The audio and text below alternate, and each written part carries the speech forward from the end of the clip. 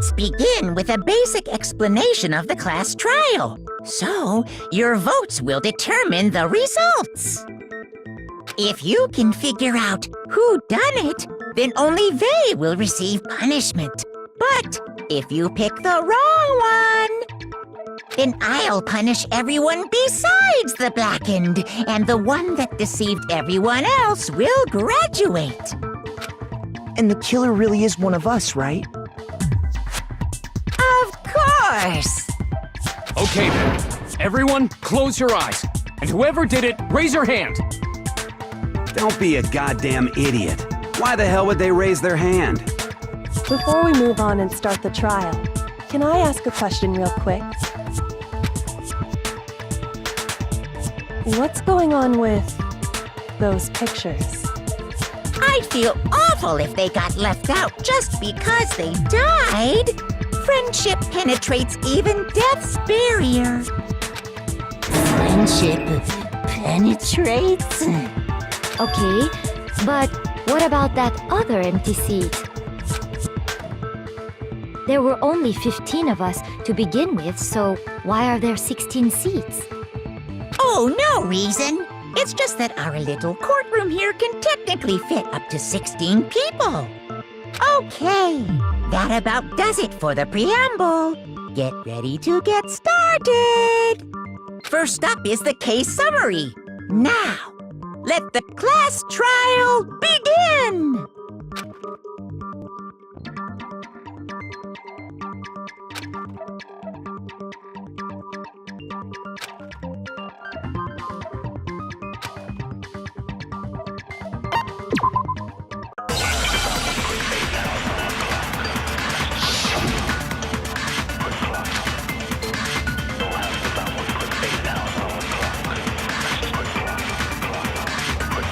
I assert that the one who was murdered was Miss Sayaka Maizono!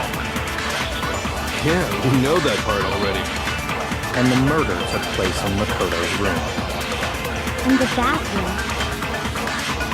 So it seems most likely that the killer must have taken her by surprise while she was in the bathroom.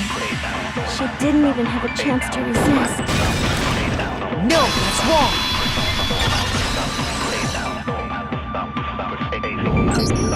Just a second, Chihiro.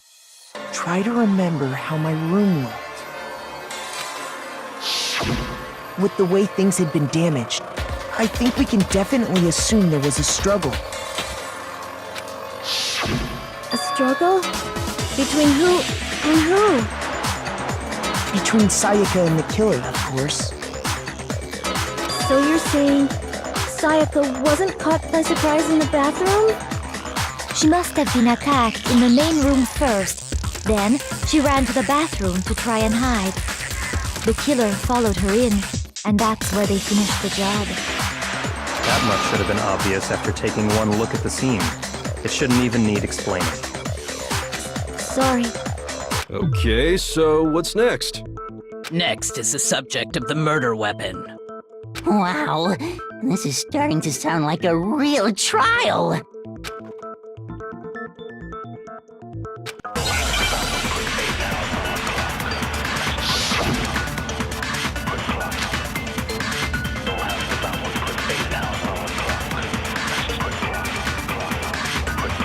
So what was used to kill her? There was some kind of sharp object thrust into her stomach. Without a doubt, that is the murder weapon! So the killer used some random knife they had on him. No, that's wrong!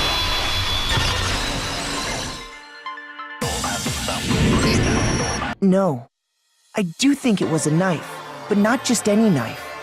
I'm almost positive it was a kitchen knife. Huh? A kitchen knife? After the murder, we discovered that one of the knives from the kitchen was missing. Which means that knife must be the murder weapon. Oh, yeah. I guess that makes sense. You could sort of see the weapon sticking out of her stomach. And if you look real close, I could totally see that being a kitchen knife. Okay, so the murder weapon was a kitchen knife, but where does that get us? I mean, we all know Makoto killed her, right? That's right. Makoto's room was the scene of the crime. What more proof do you need? hold on a second. Let's draw our conclusions after we presented our arguments. Otherwise, what's the point of the trial? Well, we can talk all we want. It's not gonna change that conclusion. I don't think that's true at all. I'm sure if we keep at it, something new will reveal itself. You really believe that?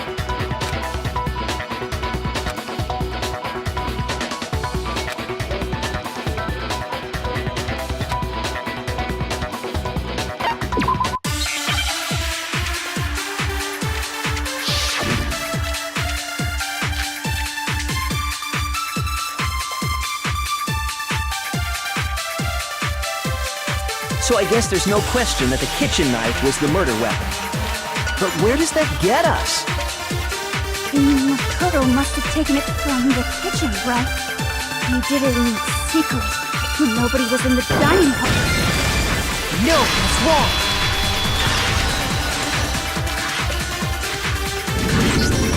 Okay, wait. Hold on. I didn't take the knife from the kitchen. Next, you're gonna say you're not the killer, right? Go ahead and say it all you want. Well, what if I have a witness? What do you think, Hina? Huh? Remember what you were telling me earlier?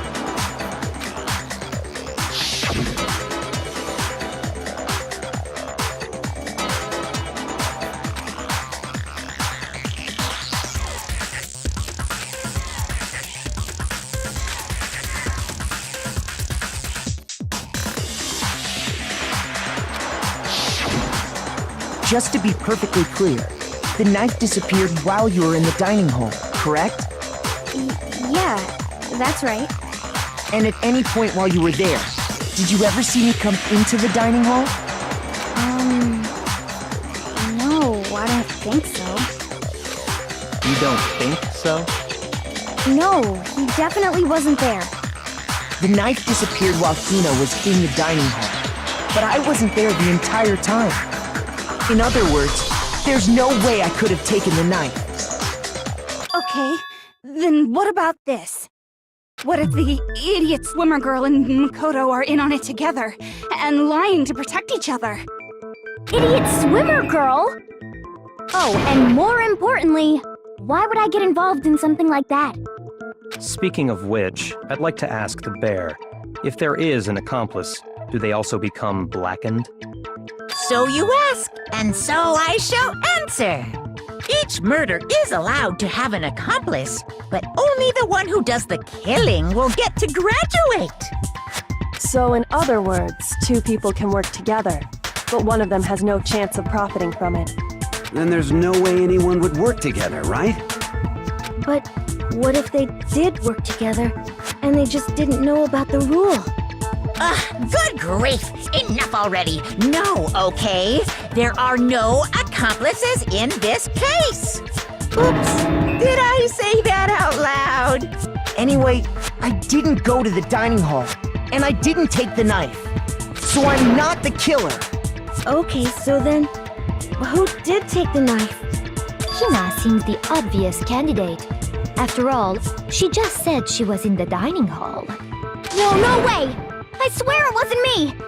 Sure, but can you or anyone else prove that? I can. That's right. Sakura was with me the entire time I was drinking my tea. I hate to have to ask, but just to be sure, Sakura's... Me. Right. But then, couldn't either one of them have grabbed the knife? Actually, no. Because, well... Just spit it out already. I stayed in Hina's room last night. I got so scared thanks to those creepy videos. I wasn't really thinking, I just asked her to stay over. Which means we have airtight alibis. You stayed over? Doesn't that violate one of the school regulations? We're not allowed to sleep anywhere but the dorms, but it doesn't say we have to stay in our assigned room. So, I don't think that's a problem. It is a problem! A boy and a girl spending the night together? It's unwholesome! But I'm a girl. You are? Oh my gosh, I'm so sorry! But if it wasn't either of you, then what other possibility is there? Actually, there is one other possibility. Right, Hina? Oh, yeah, that's true. One other person did come to the dining hall while we were there. Why didn't you say so in the first place? Well, because they're not here anymore. Sayaka. She's the one who came to the dining hall. And then later, she wound up dead.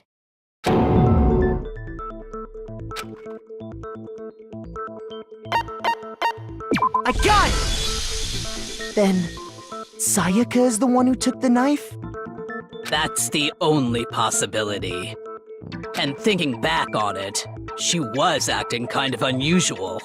When she came into the dining hall, she didn't even look at us. She just went straight to the kitchen. As she left, she said she just wanted a drink of water. But most likely...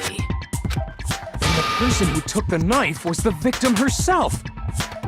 I'm sure she just took it for self-defense. So you're saying the knife she took was then taken from her, and she was killed with it? In that case, you may not have taken the knife, but you still could have killed her. What? See? He did do it after all! No, you're wrong. So, that's how you would twist the argument and send us all off in the wrong direction? You possess a most terrifying talent.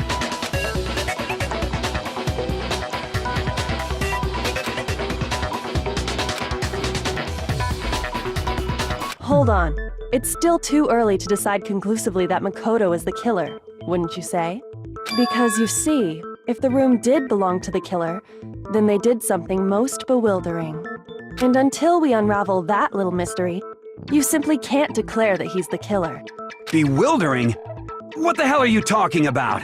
Something was missing from the scene of the crime that by all rights should have been there. You know what I'm talking about, don't you?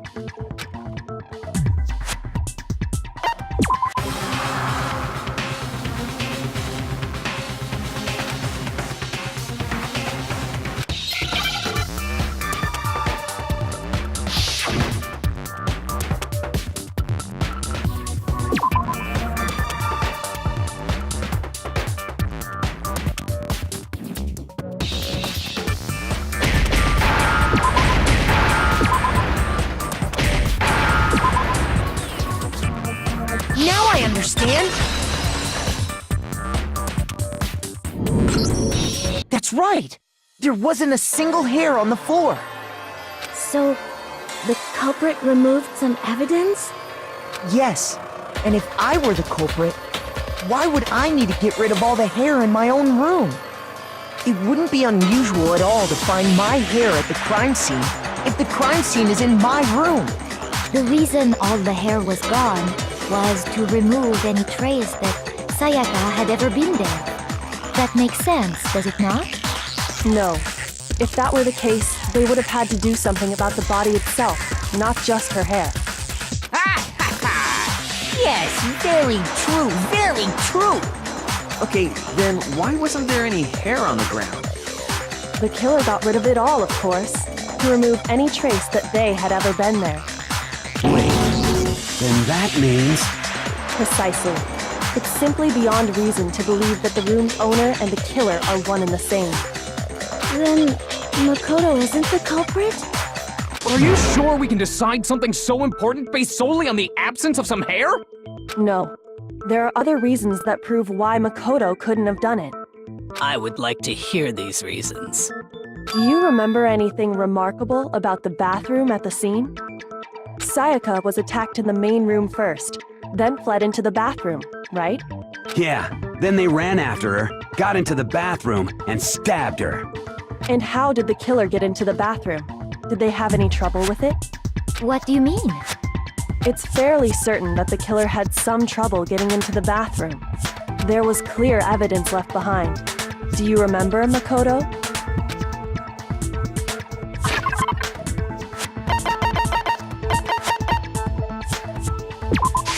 I got it! Evidence that the killer had trouble getting into the bathroom. You're talking about the doorknob, right? Huh? The doorknob? What doorknob? The doorknob for my bathroom. It was completely broken. See how the top part was unscrewed? And the doorknob's about ready to fall off? Oh, yeah, true. But what does it mean? In trying to bypass the lock, they ended up nearly removing the entire doorknob. This is another most bewildering act for the room's owner. It proves Makoto is beyond suspicion. So what? You're saying he wouldn't break the door in his own room? But if the only choice you have is to break it, you break it. There's nothing bewildering about it. You still don't see? Okay then. Let's take another look at how the incident unfolded. Hopefully that will help you understand.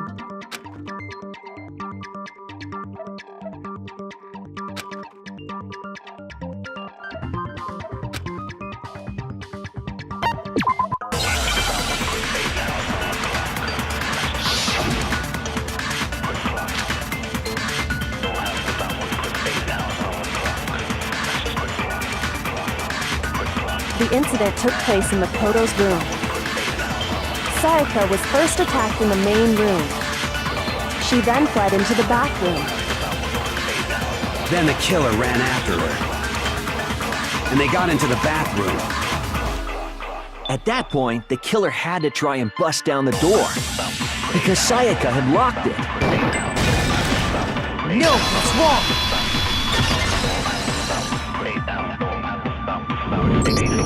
The reason my bathroom didn't open wasn't because it was locked. After all, the girls' rooms are the only ones with walking bathrooms, right? Yes, now that you mention it, that is true. Then why didn't your bathroom door open? Because it was stuck. Huh? What are you talking about? My bathroom door doesn't fit in the frame quite right. Monokuma over there can testify to that. Yup, true as true can be. But you know, you're supposed to be the ultimate lucky student, right? But to have such a cruddy door. That's not lucky at all. So the reason the door didn't open was just because it was stuck. But the killer didn't know that and assumed it was locked. So they tore apart the doorknob to get in. Okay, but then why would the killer even think the door was locked in the first place? Everyone should have known you can't lock any of the boys' bathrooms. The killer could easily make that mistake, thanks to one important detail about the scene of the crime.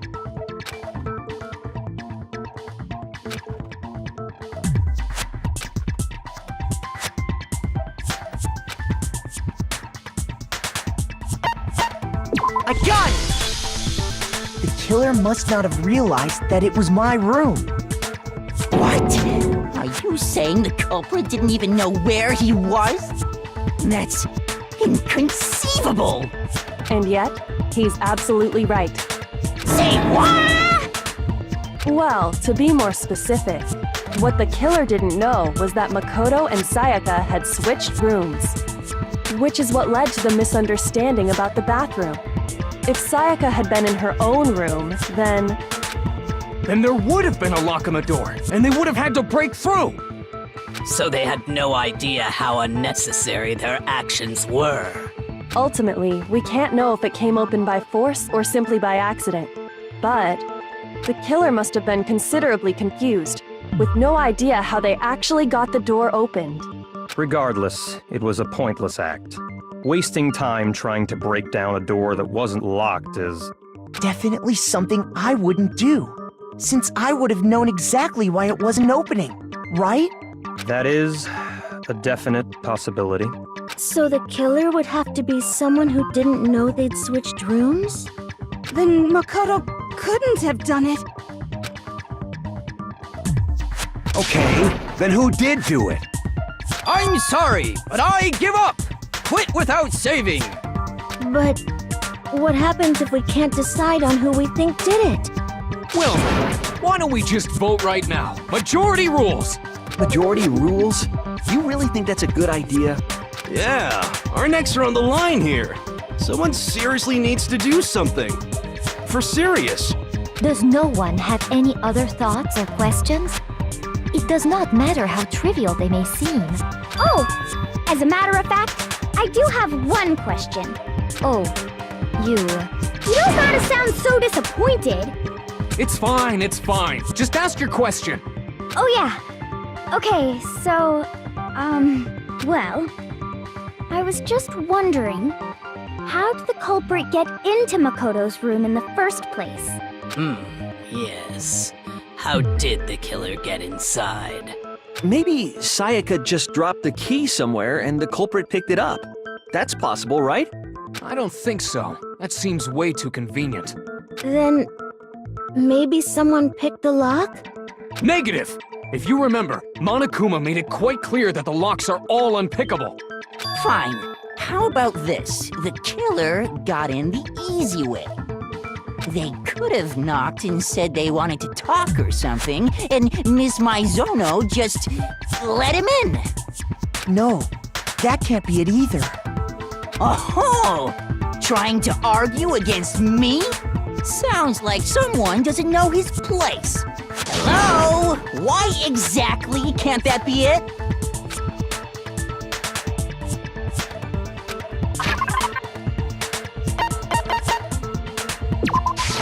I got it! Because Sayaka was already scared, remember? That's why she asked me to switch rooms in the first place.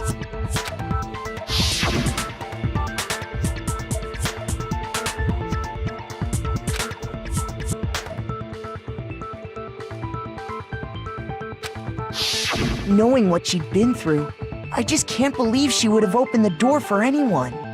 What if her being scared was a lie? Huh? Well, what the hell is that supposed to mean?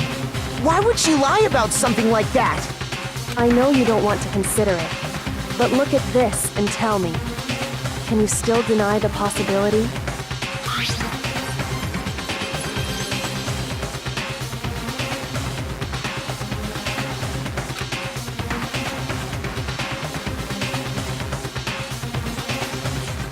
I found a notepad during my search, and I shaded in the top sheet with a pencil. And these are the words that appeared. Oh man! I've totally seen people do that on detective shows. When you write, it can leave an imprint. Sketch over the next sheet of paper, and you can see the words. When I saw that, I was like, holy crap! I better make sure I rip the paper out before I use it from now on. It's a pretty old-fashioned technique, but even the classics can be surprisingly useful sometimes. Oh, and I should also mention, I found the notepad on the desk in Makoto's room. Huh? Which means only someone who had been in Makoto's room before the incident could have written it. Then either it was Makoto who lived there, or Sayaka who switched rooms for a single night. So, Makoto, did you write this? No, I didn't. But Of course you didn't, because the note also bears a perfectly legible signature. Sayaka's signature.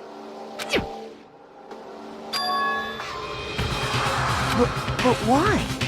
Why would she write that? The note was likely her way of getting in touch with a certain someone. She must have slid it under their door to let them know she wanted to meet with them in secret.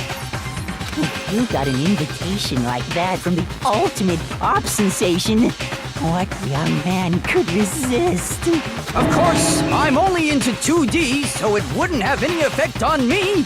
But can we be sure anyone even got this note? And honestly, even if they did, I do not think they are at all involved in what happened. Huh? What makes you say that? Would you like to hear what I have to say? Very well then, pay attention.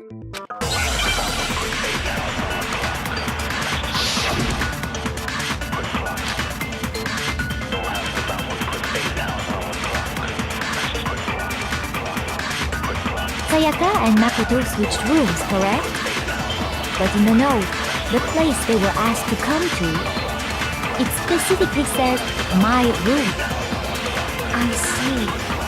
So if someone read that note, then they would have gone to Sayaka's room. Exactly. The room that Makoto was staying in.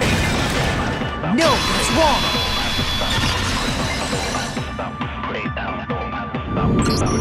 The nameplates on Mai and Sayaka's rooms got switched. They got switched? That's right. The nameplates got switched, just like the rooms themselves. As a result, the nameplate on Sayaka's room actually had Makoto's name. And the nameplate on Makoto's room had Sayaka's. So what you're saying is, the room Sayaka was staying in was actually marked as her room.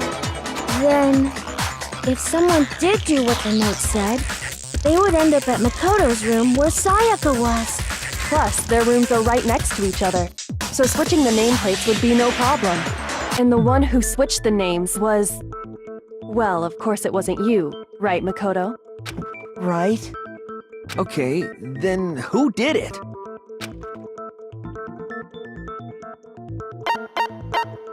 I got it! Me and Sayaka were the only ones who ever knew about us switching rooms. So the only other person besides me who would even know to switch the nameplates was Sayaka. You can also infer as much from her note.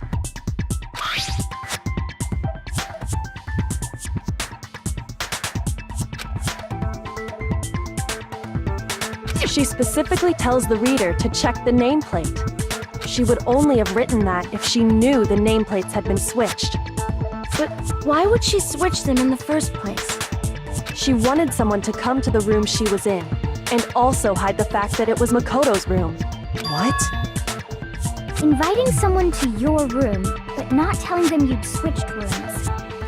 Why would anyone do that? To understand that, we first need to understand what happened after she invited the person into the room. That's where the answer lies. What happened then was probably whoever she invited over came in and attacked her. We figured it out! We know who did it! Whoever she invited over is the culprit! But we still don't know who it is, you goddamn idiot! Sayaka fought with her killer there in the room, yes? Perhaps the answer to our previous question lies in that initial struggle.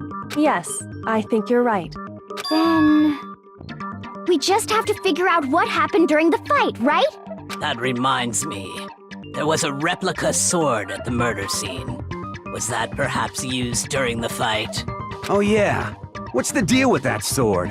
Sayaka suggested I should hold on to it. I thought it might come in handy if I had to defend myself. It seems pretty likely that the killer used it to break Sayaka's right wrist. How the hell could you possibly know that's what broke her wrist?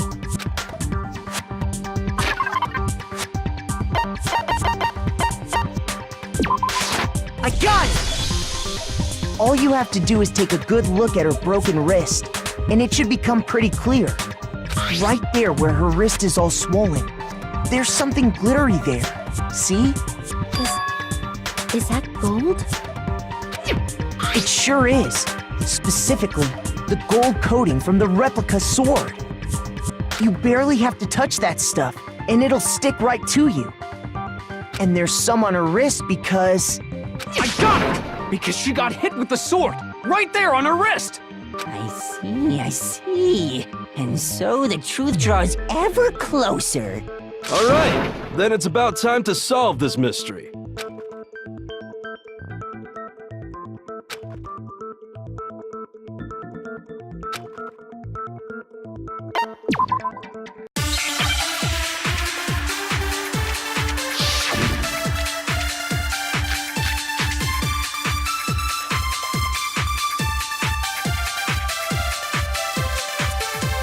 When the fighting broke out, the culprit grabbed the sword, and that's when the first blow was dealt. A sword-based sneak attack! No, that's wrong!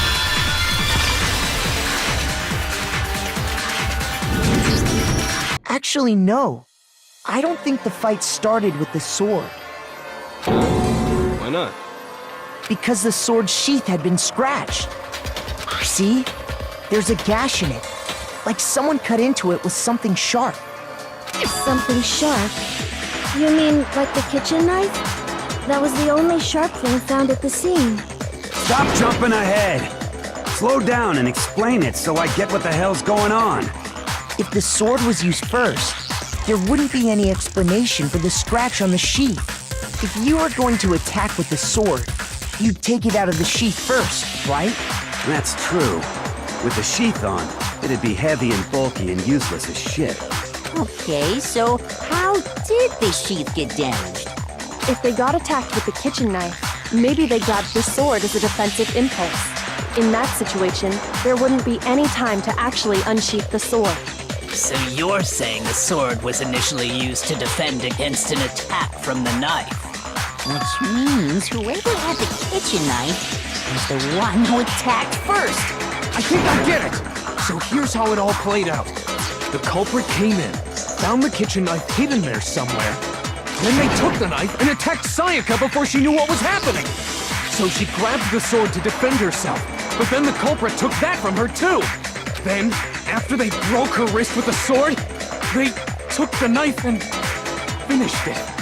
Sorry, but I don't think Sayaka used the sword to defend herself. What? How the hell can you not think that? Because she never held the sword at all. There's a certain part of her body that makes this clear. I got it! You're talking about her palms, right? The palms of her hands were perfectly clean, so I don't think she ever picked up the sword. How can you know that just by looking at her palms? Like I said before, the gold coating on that sword comes right off. All you have to do is touch it. In fact, if you look, you'll notice that a lot of the gold has already come off the handle. It's safe to assume that's because whoever used the sword got some of it on their hands. There's really no way she could have picked it up and come away completely clean. Maybe she washed her hands after she escaped into the bathroom. Sorry, but I don't think so. Why do you say that? Is it because you think I'm ugly? No, that's not it at all. I got it! According to the Monokuma file, Sayaka's time of death was around 1:30 a.m. In other words, at nighttime. And the water in the bathroom shuts off at nighttime, right? Oh, I didn't know that. Actually, I haven't taken a shower yet. Oh my. You're no different! You smell like a big fat ugly donkey! I'm not sure whether to take that as an insult or a compliment. An insult, obviously. So anyway, if Sayaka never touched the sword, then that means the killer is the only one who used the sword. But hold on. If that's right, then the one who damaged the sheath with the kitchen knife was... I got it! Sayaka? She had the kitchen knife? But we already said that the attack started with... The person with the knife attacked first, and the sword was used as an impromptu defense. Then the one who attacked first was... Sayaka? Now do you understand? She wasn't a blameless victim in this. No, far from it. It's almost as if she'd been planning to commit a murder of her own. She took the knife from the kitchen, then invited the culprit to the room she was staying in. And if it's true that she had the kitchen knife and attacked without provocation... Indeed. These are all the actions of an assailant. Which brings up another point. Makoto, Sayaka was the one who suggested you two switch rooms, correct? Maybe the reason she wanted to switch rooms was so that she could pin the crime on you. That is a possibility, is it not? Sayaka wanted to... on me? That would also explain why she would switch the nameplates. She wanted to get whoever she had targeted to come to Makoto's room where she was staying. And by committing the murder there, instead of her room, that would implicate Makoto. But for that to work, the target had to be lured out while still keeping the room swap a secret. If the target knew she had switched rooms, they would have become suspicious right away. So all that's why she switched the names? But doesn't that plan seem a little risky? For one thing, if Even if her plan worked, Mr. Naegi would just tell everyone they'd switched rooms. I don't know. I'm not sure our soft-hearted Makoto is capable of that kind of cutthroat behavior. I'm sure Sayaka realized the same thing, which is why out of all of us, she asked him to switch rooms. Plus, she was the ultimate pop sensation. A totally forgettable kid. Or a national superstar. Who are you more likely to believe? Wait, then you're saying she had this all planned out? Holy shit! But in the end, her plan backfired. She launched her attack with the knife, then found herself under attack in turn. That must be when her wrist got broken, and she was forced to drop the knife. The tables were suddenly turned on her, and she died at the hands of the one she'd planned to murder. Just hold on! That can't be true! Because... Hey! You guys have totally derailed the argument. You're being super boring right now. Come on, hurry up and decide who did it. Wouldn't it be awful if I had to punish you all just because you ran out of time? Oh yeah, we gotta decide who we think did it. Makoto, right now you just need to concentrate on figuring out the answer to this mystery. If we can't uncover who murdered Sayaka, it's over for all of us.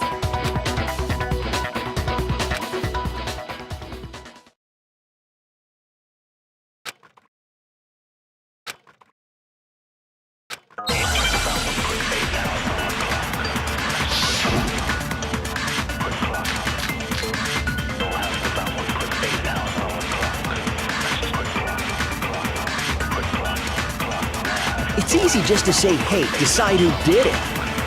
But there just aren't any more clues, right? no, that's wrong!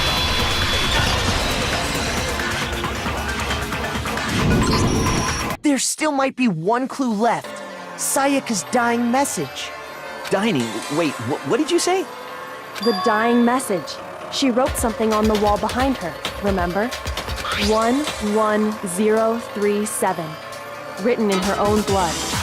There must be a clue about the killer hidden in there. Well, before we get too far into that, I need to ask, can we really be sure that Sayaka is the one who wrote it? I got it! Her left index finger had blood on it. That could only be because she used that finger to write the message. I see. She broke her right wrist during the fight, so she'd have to use her left hand to write. Sure. I think we can all agree Sayaka wrote it. But still, what the heck do those numbers mean? 1... Hey, Chihiro. You're a computer nerd or whatever, right? You should know all about numbers and shit. No, that's not... Yes, I'm a programmer, but I don't see any kind of meaning in these numbers. Of course. It's because they're not numbers. Oh, yeah, it looks like... What? What? No, it's just, look at the numbers, assuming they're not numbers. Don't these first two, 1, 1, look less like two numbers and more like one letter? Ah, you're right. The connecting line is barely there, so I assumed it was 1, 1, but looking at it now, you could also read it as an N. Whoa, you might have finally just said something worth a shit. Our little gray cells are really getting excited now. But even if that really is an N, N037, doesn't make any more sense than before.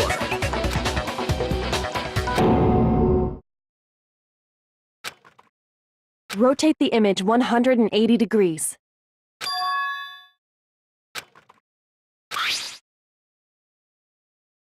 Oh my god. Now I see. She wrote down the killer's name. Huh?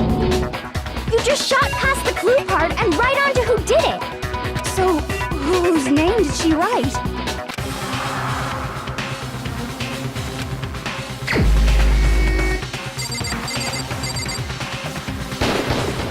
Here's my answer. The key to solving this mystery was simply to rotate the writing 180 degrees. If you turn the message around, it becomes the letters L-E-O-N. L-E-O-N, or more accurately, Leon. What the hell are you talking about? It's just a coincidence. It's just a bunch of random squiggles that happen to look like my name. No, it's not random at all. She wrote that message on the wall behind her as she was leaning up against it. In that position, she couldn't move to write normally, and had to write upside down, as it were. And as a result, when you look at it standing in front of her, it ends up getting flipped. Try it for yourself if you want. Write something sitting like her, and the letters will be inverted. That sounds like one hell of a stretch to me. I'm the killer? You can't just go and say shit like that. If you're not the killer, then why did you try to destroy the evidence? Huh? You know what I'm talking about, right, Makoto? The evidence Leon tried to get rid of?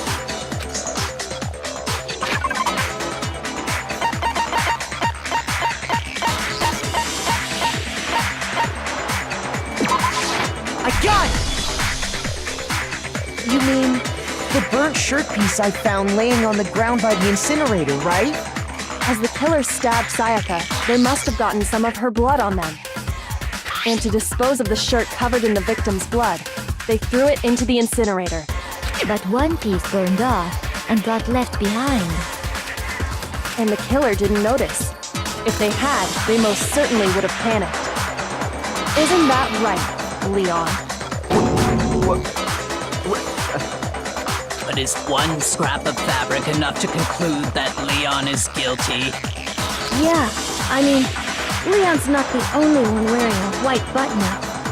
That's right. There are plenty of other people here with shirts like mine. With just that one little charred piece, there's no way you can say for sure who it belongs to. You're right. That alone isn't enough.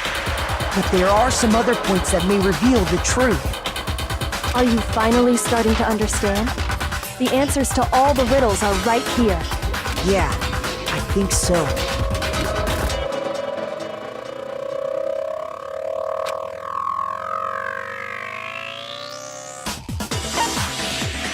I got it! If you look closely at how the shirt was disposed of, we should be able to figure out who the killer is. Oh yeah, that's a good point. I think I know what you're gonna say. You can't reach the incinerator without opening the gate in front of the trash room, right? And obviously, you wouldn't be able to hit the switch to turn it on either. You need the key to get in, and the one with the key was the person on cleaning duty. So the killer had to be whoever was in charge of taking care of the trash, right?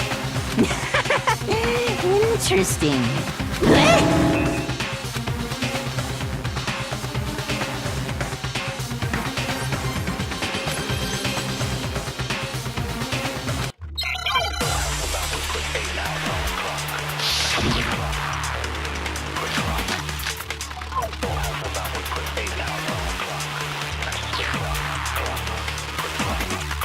The key to the trash room.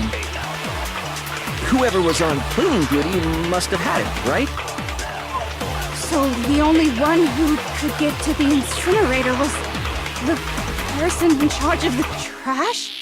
And you'd have to get close to the incinerator in order to destroy the evidence. No, that's wrong.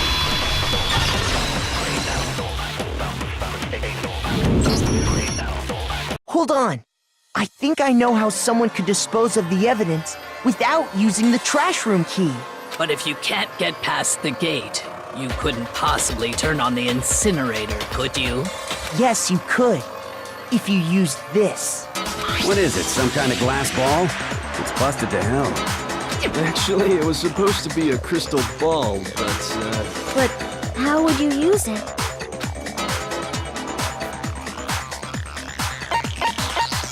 I got it! The killer simply took aim at the incinerator switch and threw the ball through a gap in the gate. All they had to do was hit that switch, and the incinerator would come to life. Someone through a gap in the gate? Remember what you said before, Hifumi?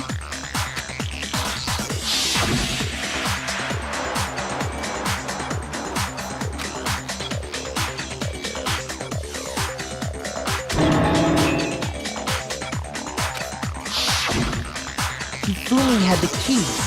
So the only way the incinerator could have been turned on without his knowledge was because the killer was able to hit the switch without opening the gate. Once they got the incinerator going, all they had to do was ball up the shirt and toss it in. Hey, come on! What the hell is this? All you have to do is look at the scene to know that the killer never actually went inside the trash room.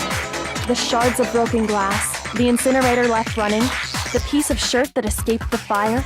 If the killer had been on cleaning duty, the evidence would have been taken care of much more thoroughly. Wait, no, just hold on. But the distance from the gate to the incinerator has to be at least 30 feet, right? The pinpoint accuracy you'd need to throw a glass ball that far and hit something that small. Could someone really do that? That's right! There's no way! It'd be impossible! Difficult, absolutely. Impossible? I don't think so. Because the killer is... I got it! Because the killer is the ultimate baseball star. Isn't that right, Leon?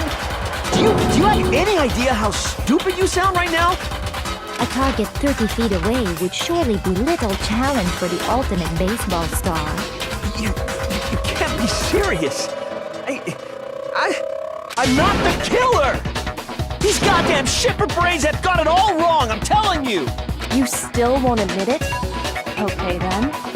Makoto, go ahead and review the incident one more time to make his crime perfectly clear. And with that, we can end this. Listen to me! What the hell do you mean, end this? Say what you want, Leon. But all the questions have been answered, and the truth has been revealed. Now here's what happened.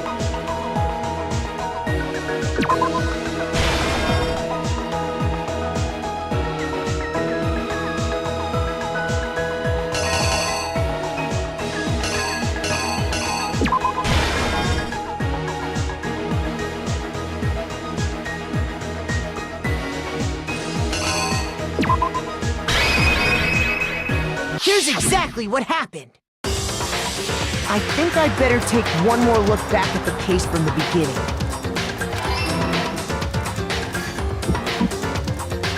Last night, the killer went to the room Sayaka was in. In other words, my room. From what we can tell, Sayaka invited that person there intending to kill them. She attacked them with the knife she'd taken from the kitchen earlier.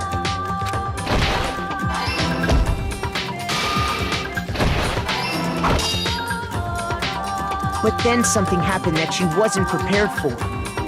They grabbed the fake sword I put in my room and fought back. During the struggle, a strike from the sword broke Sayaka's right wrist. And that's when she lost her grip on the kitchen knife.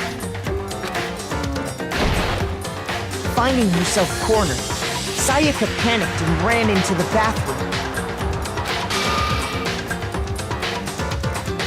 The killer went after her, but couldn't get the bathroom door open. What they didn't know was that my bathroom door got stuck easily, and there was a trick to opening it. Sayaka knew about that because I told her, but of course the killer had no way of knowing. So instead, the killer forced the door open, took the kitchen knife,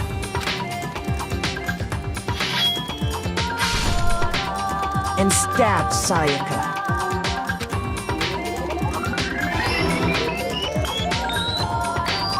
But with what strength she had remaining, Sayaka left a dying message.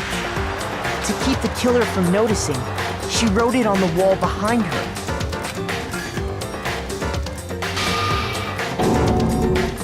And with that, all her strength was gone. With Sayaka dead, the killer quickly began destroying the evidence. First, they took off their shirt, which was covered in their victim's blood.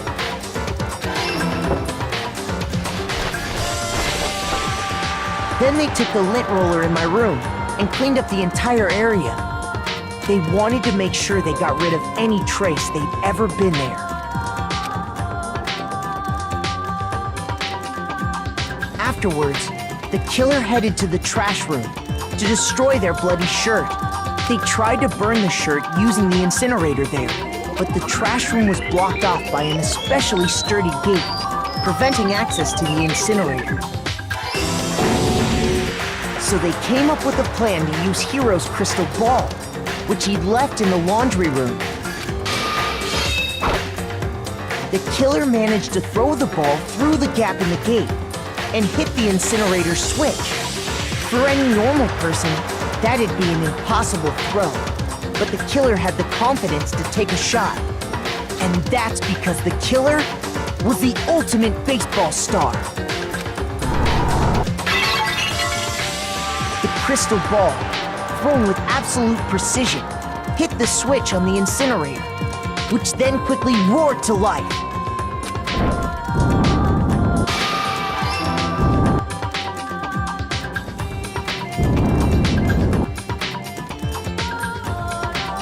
Having destroyed the final piece of evidence, they left the area with, I imagine, a sigh of relief. But there was one thing they missed. Part of the shirt they'd thrown into the fire burnt away and fell out of the incinerator. The killer didn't notice this, and so left behind a piece of indisputable evidence.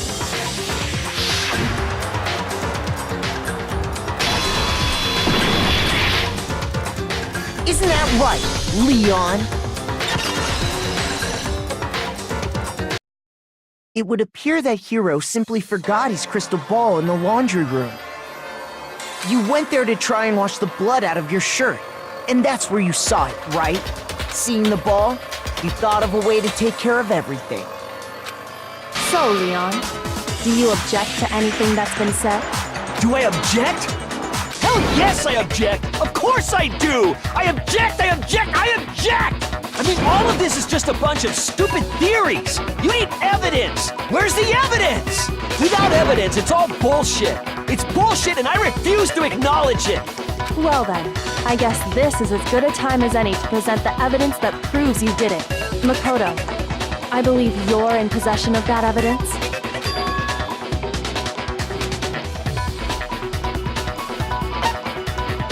When the killer broke the bathroom doorknob, they didn't use anything from your room to do it.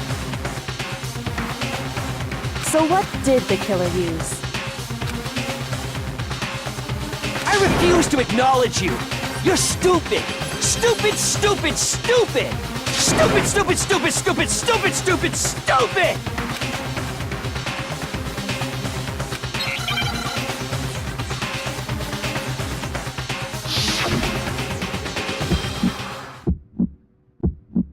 Where's your proof?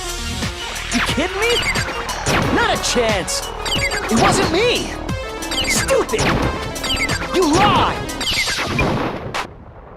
Shut up! Where's your proof? You kidding me? Not a chance! You lied! Where's your proof? You kidding me? Not a chance! It wasn't me! Stupid! You lied! Shut up! Where's your proof? You kidding me? Not a chance! You lied! Where's your proof? This should prove it.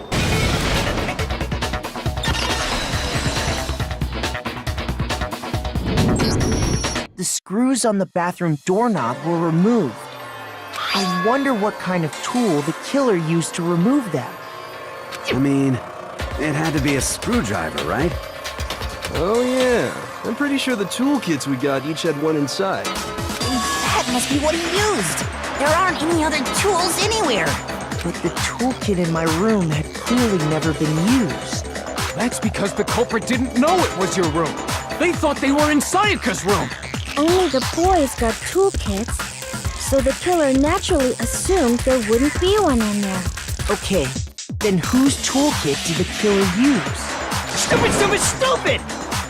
It had to be their very own toolkit. Stupid, stupid, stupid, stupid, stupid! Leon, would you mind showing us your toolkit? If I'm right about this, then the screwdriver will show some evidence of being used. Stupid, stupid, stupid! Huh? And if you say you used it for something else, you'll have to explain exactly when, where, and why. And let me say this right now. I lost it isn't an excuse at this point. Stupid. Stupid.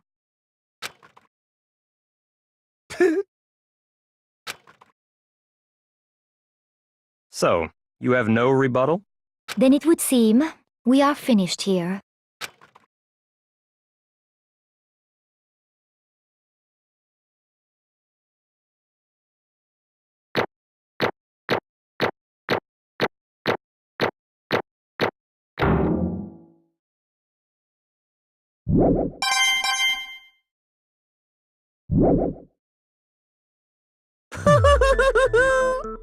Looks like you've reached your verdict. Then are we ready to cast our votes? You all have a lever in front of you. Use it to make your selection. Oh, just to remind you all, make triple sure you vote for someone. You wouldn't want to be punished for something so minor, right? Okay, then let's get excited! Who will be chosen as the blackened? Will you make the right choice or the dreadfully wrong one? What's it gonna be? What's it gonna be?